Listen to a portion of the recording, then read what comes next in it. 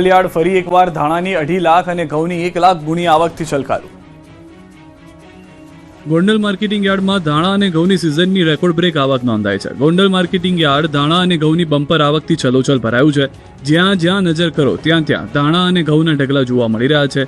ક્યાંય પણ પગ મૂકવાની જગ્યા બચી ન હતી। વહેલી સવારથી જ ખેડૂતો પોતાનો માલ લઈને પહોંચી ગયા, જેથી યાર્ડમાં 2.5 લાખ ગુણી ધાણા અને 1 લાખ કટ્ટા ઘઉંની આવક થતા યાર્ડ ધાણા અને ઘઉંથી ઉભરાઈ ગયું।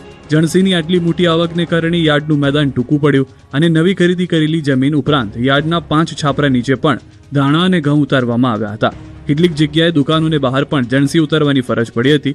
હરાજીમાં ખેડૂતોને ધાણાના 20 કિલોના ભાવ 1100 થી 2300 સુધીના મળ્યા હતા, જ્યારે ધાણીના મણના ભાવ 1150 થી 2476 સુધી બોલાયા હતા।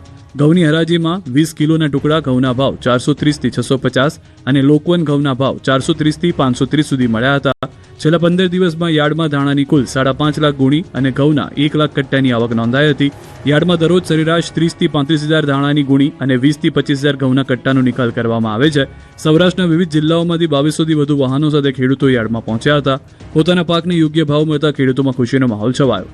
હાલ યાર્ડમાં જગ્યાની અછતને કારણે નવી આવક તાત્કાલિક બંધ કરવામાં આવી છે। યુદ્ધની અસરના ભરડામાં ગુજરાતના ખેડૂતો આવી ગયા। ફળ શાકભાજીના ભાવ ગગડ્યા। યુદ્ધ લાંબુ ચાલશે તો આપણા ખેડૂતો ડૂબી જશે। યુદ્ધના ધડાકા ગુજરાતમાંથી અંદાજે 2,500 કિલોમીટર દૂર થઈ રહ્યા છે, પરંતુ બારૂદના આ ધડાકા હવે ગુજરાતના ખેડૂતોને જખમ આપી રહ્યા છે। વાત વલસાડ જિલ્લામાં બાગાયત અને શાકભાજીની ખેતી કરતા ખેડૂતોની છે। યુદ્ધની સ્થિતિના કારણે આયાત અને નિકાસ લગભગ અટકી પડ્યા છે, જેના કારણે વલસાડમાં શાકભાજી અને ફળોની ખેતી કરતા ખેડૂતોને મોટો ફટકો પડ્યો છે, કારણ કે નિકાસ ન થતા ભાવ સતત ગગડી રહ્યા છે। ફળ અને શાકભાજી જેવી વસ્તુઓનો લાંબા સમય સુધી સંગ્રહ કરવો મુશ્કેલ અને ખર્ચાળ છે। ખેડૂતોનો દાવો છે કે અગાઉ મરચાનો ભાવ 2500 રૂપિયા પ્રતિ ક્વિન્ટલ હતો, તે હવે ઘટીને 1400 સુધી આવી ગયા છે, એટલે કે આ ભાવમાં અંદાજે 44% જેટલો ફટકો પડ્યો છે। જો યુદ્ધ લાંબુ ચાલશે તો ભાવ ગગડીને 1000 રૂપિયાથી પણ નીચે પહોંચવાની આશંકા વ્યક્ત કરાઈ છે। કાળઝાળ ગરમીના કારણે 3 શહેરોમાં ખેતરમાં લાગી આગ। ખેતરોની મહેનત માત્ર ગણતરીની કલાકોમાં જ ભસ્મીભૂત થઈ ગઈ। ખેતરમાં ભીષણ આગ મોરબીના હળવદમાં લાગી।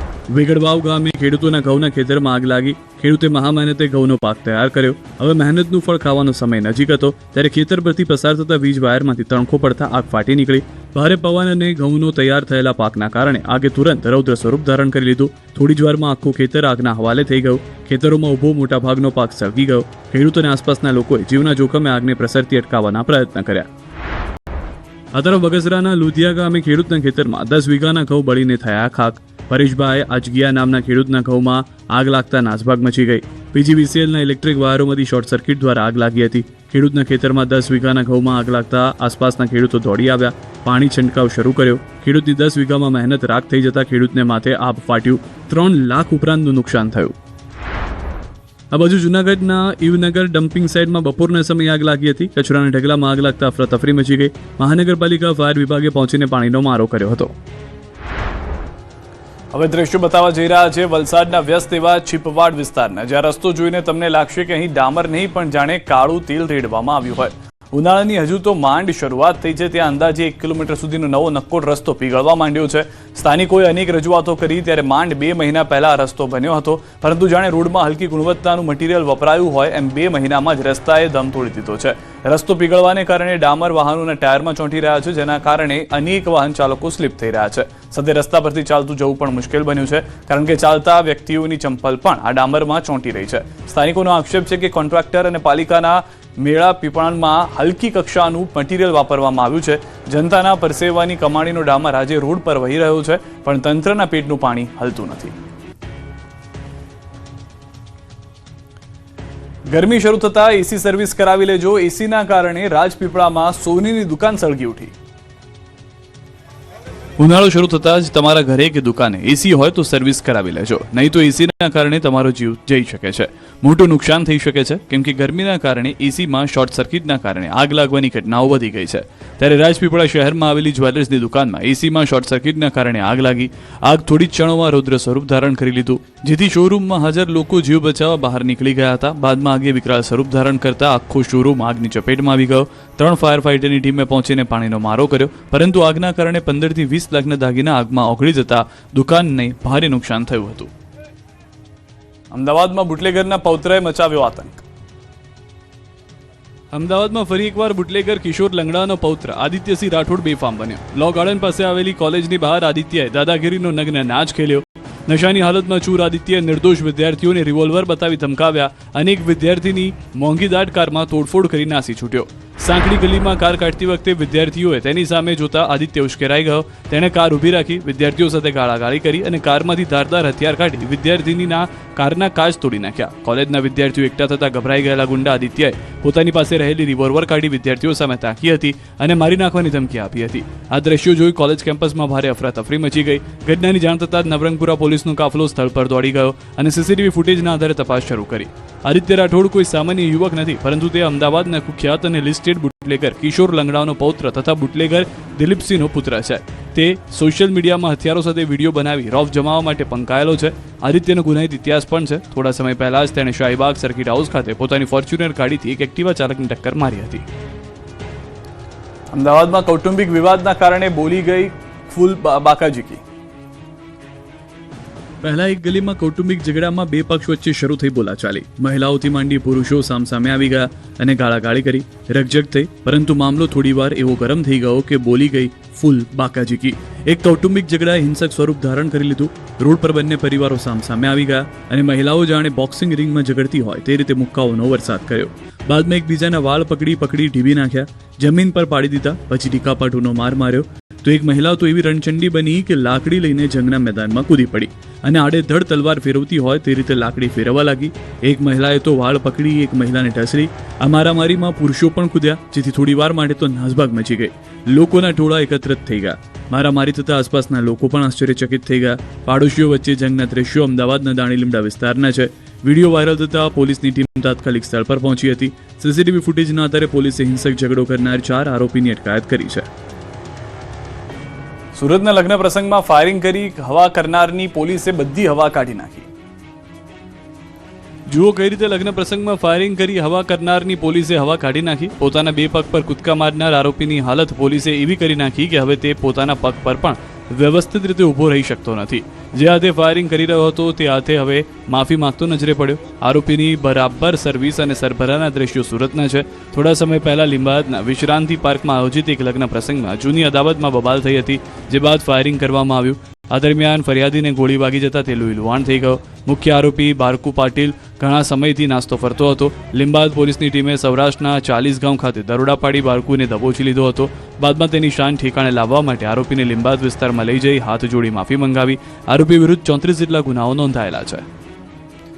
રજા માણવા આવેલા 3 મિત્રોની કાર દેવગઢ બારિયાના માનસરોવરમાં ખાબકી. રજા માણવા આવેલા 3 મિત્રોને પૂરપાટ કાર દોડાવવાની સજા મળી છે. બેફામ જતા યુવકોએ સ્ટીયરિંગ પરથી કાબુ ગુમાવતા કાર સીધી નદીમાં ખાબકી.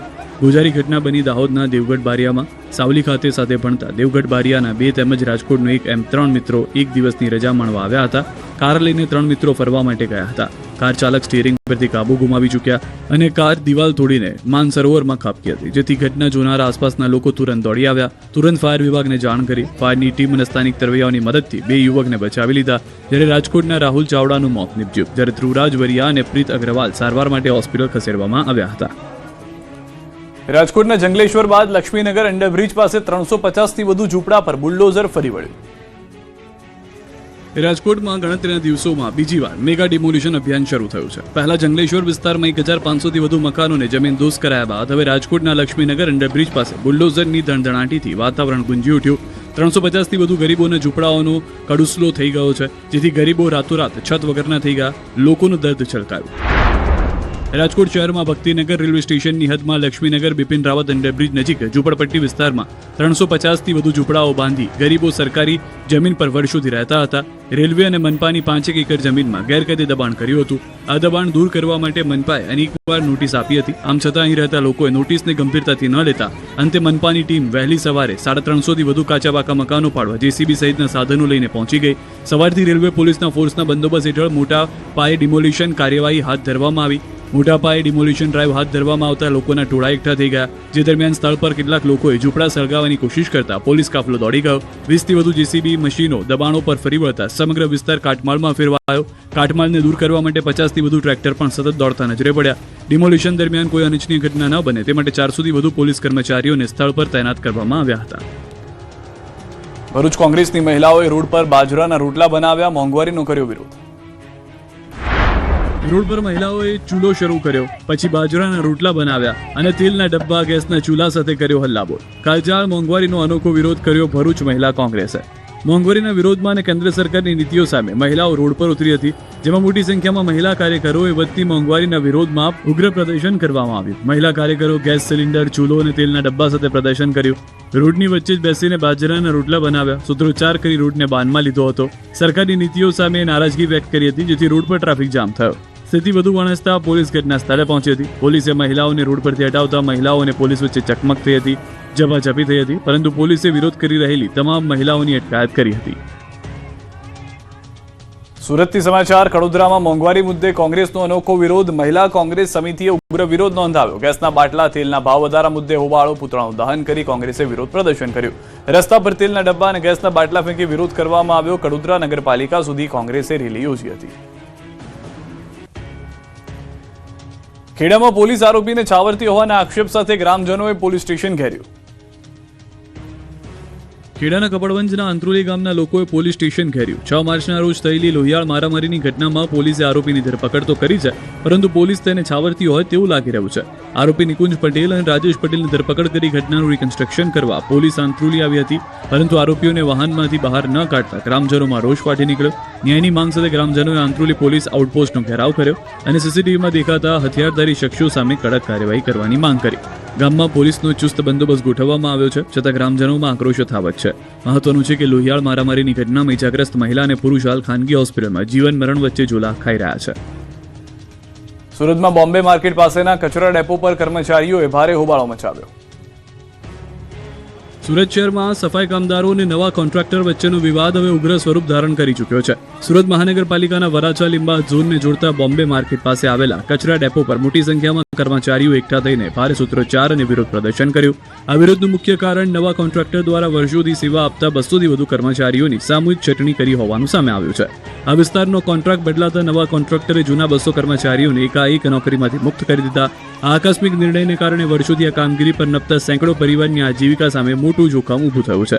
વિરોધ કરી રહેલા કર્મચારીઓએ માત્ર ચટણી જ નહીં, પરંતુ કોન્ટ્રાક્ટરની કામ કરવાની પદ્ધતિ સામે પણ ગંભીર સવાલો ઉઠાવ્યા છે. વિરોધ કરી રહેલા કર્મચારીઓએ આક્ષેપ કર્યો છે કે શાંતિપૂર્ણ પ્રદર્શનને દબાવવામાં આવી રહ્યો છે. કર્મચારીઓને ધમકાવવા માટે કોન્ટ્રાક્ટર દ્વારા બહારના ગુંડા તત્વોને ડેપો પર બોલાવવામાં આવ્યા હોવાનો આરોપ છે.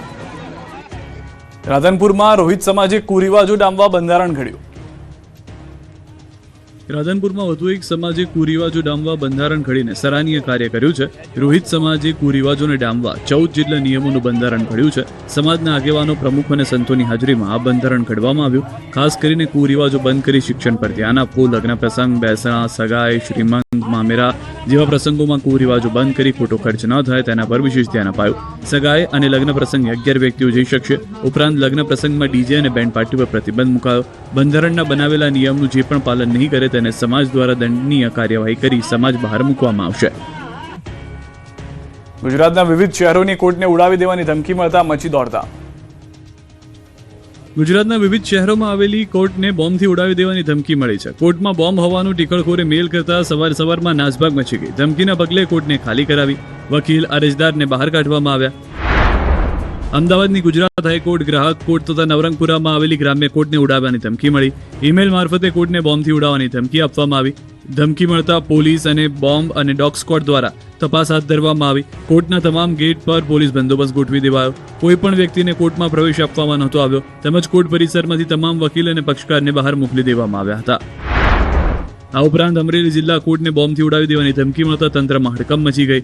મેલ દ્વારા ધમકી મળતા જ પોલીસ તંત્ર સક્રિય બન્યું હતું અને તાત્કાલિક કોર્ટ પરિસર ખાલી કરાવવામાં આવ્યું. તો દાહોદ ડિસ્ટ્રિક્ટ એન્ડ સેશન્સ કોર્ટને બોમ્બથી ઉડાવી દેવાની ધમકી ભર્યો ઈમેલ મળ્યો. આ ધમકી મળતા જ સમગ્ર ન્યાયિક પરિસરમાં દોડધામ મચી ગઈ હતી. સુરક્ષાના કારણોસર કોર્ટ બિલ્ડિંગને તાત્કાલિક ખાલી કરાવવામાં આવ્યું હતું.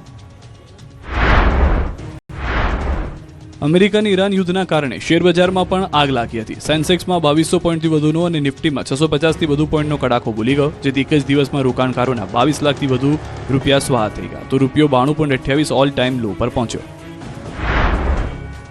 નર્મદા જિલ્લાના ચાણોદ મલ્હારરાવ ઘાટની સામે નદીમાં મગર દેખાયો. દરરોજની જેમ ઘણા ભક્તો નર્મદા નદીમાં સ્નાન કરી રહ્યા હતા, ત્યારે અચાનક મગર દેખાતા લોકો ગભરાઈ ગયા હતા.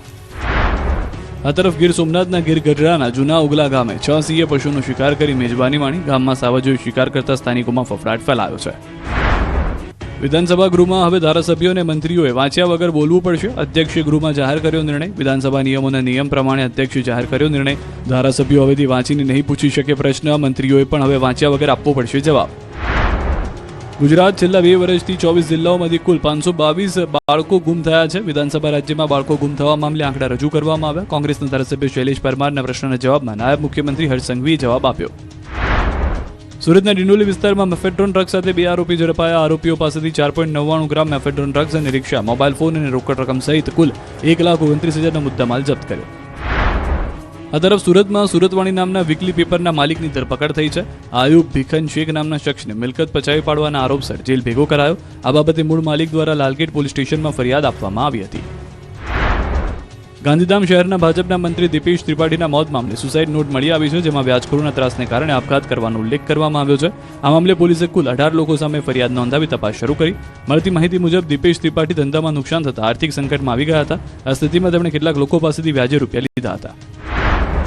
ટીમ ઇન્ડિયા સતત બીજી વાર T20માં વિશ્વ ચેમ્પિયન બન્યા બાદ કેપ્ટન સૂર્યકુમાર યાદવ અડાલજની વાવની મુલાકાતે પહોંચ્યા. વર્લ્ડ કપ ટ્રોફી સાથે ફોટોશૂટ કરાવ્યું, જેને લઈને ચાહકોમાં ઉત્સાહ જોવા મળ્યો. ક્રિકેટરોને નજીકથી જોવા માટે મોટી સંખ્યામાં લોકો અડાલજ ખાતે પહોંચી પડ્યા હતા. ચાહકોએ ઇન્ડિયા ઇન્ડિયાના નારા લગાવ્યા. ગુજરાતની સરહદોથી 2 વર્ષમાં કરોડો રૂપિયાનો દારૂ ઘુસાડવાનો પ્રયાસ થયો. ગાંધીના ગુજરાતમાં અન્ય રાજ્યોમાંથી બુટલેગરો બેફામ દારૂ ઘુસાડી રહ્યા છે. તેનો પર્દાફાશ ખુદ રાજ્ય સરકારે કર્યો છે. ગુજરાતમાં મધ્યપ્રદેશ અને રાજસ્થાનથી સરહદેથી કરોડોનો દારૂ ઘુસાડવાનો પ્રયાસ થયો. બંને રાજ્યોની સરહદી ચેકપોસ્ટ પર છેલ્લા 2 વર્ષ દરમિયાન કરોડો રૂપિયાનો વિદેશી દારૂ અને બિયરનો જથ્થો ઝડપાયો. વિધાનસભામાં કોંગ્રેસના ધારાસભ્ય ઇમરાન ખેડાવાલાના પ્રશ્નના જવાબમાં ગૃહમંત્રી દ્વારા માહિતી આપવામાં આવી કે અંદાજે ₹38 કરોડની વધુ કિંમતના કુલ 10,46,855 વિદેશી દારૂની બોટલો જપ્ત કરવામાં આવી. ઉપરાંત 1,56,265 બિયરની બોટલો પણ જપ્ત કરવામાં આવી, જેની કિંમત અંદાજે ₹3.33 કરોડ છે. તેમજ 1,000થી વધુ આરોપીની ધરપકડ કરવામાં આવી, જ્યારે દારૂની હેરાફેરીના ગુનાઓમાં સંડોવાયેલા 141 આરોપીઓ હજુ પણ ફરાર છે.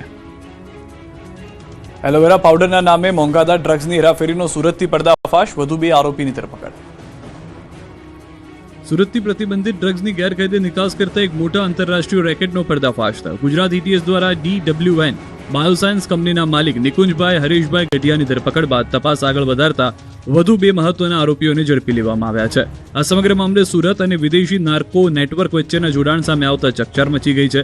ATS દ્વારા કરવામાં આવેલી કાર્યવાહી દરમિયાન રુદ્ર એન્ટરપ્રાઇઝના માલિક ચેતનભાઈ કનુભાઈ વાવડિયા અને જાની ફાર્માના માલિક ભૌતિક દામજી પદમાણીની ધરપકડ કરવામાં આવી છે. તપાસમાં સામે આવ્યું છે કે ત્રણેય આરોપીઓ મળીને પ્રતિબંધિત એન્લાઝેકિક ડ્રગ એટોમિડેટ અને એલોવેરા પાવડરના નામે મલેશિયા અને થાઇલેન્ડમાં ગેરકાયદે રીતે મોકલતા, ત્યારબાદ ખોટા દસ્તાવેજો તૈયાર કરી કસ્ટમ વિભાગમાં ખોટી માહિતી આપી મુંબઈ એરપોર્ટ મારફતે વિદેશમાં નિકાસ કરવામાં આવતું. તપાસમાં ખુલ્યું છે કે ત્રણેય આરોપીઓ મલેશિયા અને થાઇલેન્ડના નાર્કો કાર્ટેલ્સના સભ્યો સાથે મળી ગુનાહિત વ્યવહાર ચલાવતા હતા.